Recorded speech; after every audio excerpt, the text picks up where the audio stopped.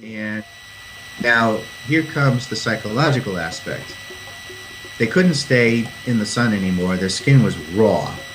And now the only way to get them up to this transcontinental prison that nobody cared about. Yeah. Okay. It was dank, it was dark, very little sun. It was perfect for them. But guess what way they had to go? They had to be marched across what was essentially the deserts of Arabia. Now, as you know, talk about throwing fuel on the fire. That only added to more psychological torment and emotional distress, because now their skin really is being burned to a crisp as they're being marched through the deserts of Arabia up into Europe. Past the Caucasus Mountains, which of course is how the term Caucasian falsely came into existence. Yeah. And basically dumped in that area where they were cordoned off by mountains, cordoned off by the ocean, cordoned off by snow in the north, and basically to the west of them, this is where you start seeing all these legendary great walls being built in, I should say, to the east of them, all these legendary great walls in Asia being built up. Yeah. And of course, we're kind of told, well, they built those walls to keep the enemy out. And that was a false explanation, because in truth, the real question is, you know, were they really trying to keep someone out, or were they trying to keep someone hemmed in? Okay, there's a different perception there, when you know, and depends on which side of the wall you're standing. Yes, exactly. And granted, yes, that you're only going to be able to build a wall so long, and somebody can walk around it, but it's definitely, you know, it's like a car security system. You eliminate 95% of the threat. Okay.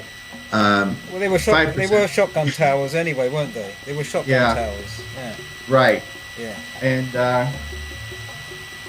so this is where they were left.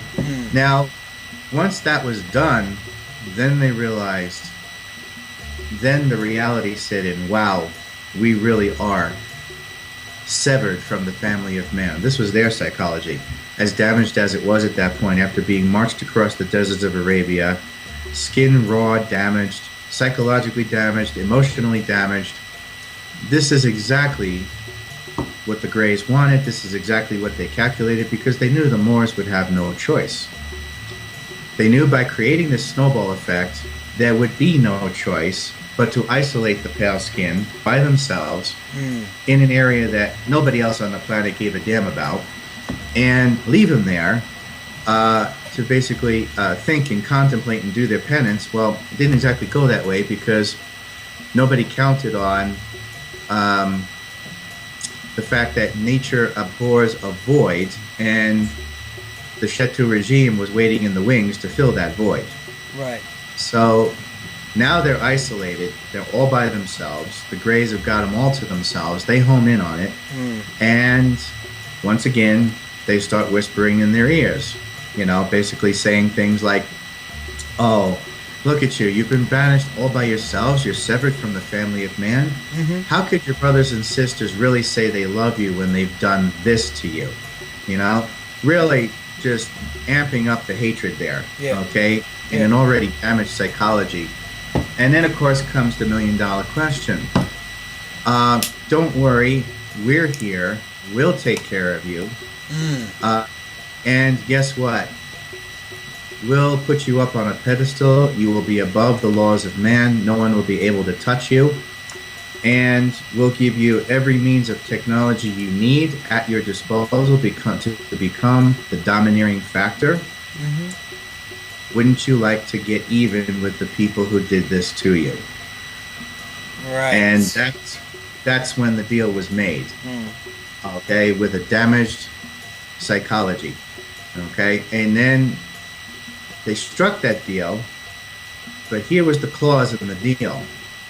The Chetu regime said, okay, you want this, we want something from you. Right. Two things. One, you will use your technological might to go out and destroy the family of man and destroy the Temple of Solomon. Okay? You will rape and molest everyone. You will assimilate their cultures and make it look like your own to give yourself a false history that justifies your false existence. This is where the concept of raping and pillaging other people's history begins. The second part of that deal was, and also part of that first part was, you will also assimilate them into the Borg collective, okay? Yeah. And make them, brainwash them with the idea that to be equal, you have to be white. And that was the ultimate stab in the back there. In order to achieve equality, you have to go right back to being less than zero, because now you're equal to the abomination that never should have existed in the first place. It's like 2 legs good, 4 legs bad. Yeah. The second part of that deal, if you want what we have to offer from this day forward, your sons, your daughters, and every generation therein now belongs to us as our property officially in the Orion Empire. And that was the official beginning of experimentation with what we now refer to as the alien abduction phenomena. Yeah. So they became the property of the two-party system. Yeah. They were put up on a false pedestal, what are referred to as the ivory tower. Yeah. Okay? And they were allowed to go out and destroy the rest of the world in a 3-pronged military campaign, the first part of which was Native American genocide, the second part was the African Muafa, and the third part was the Chinese open door policy. That pretty much wiped the floor up with the whole damn planet at that point. Okay?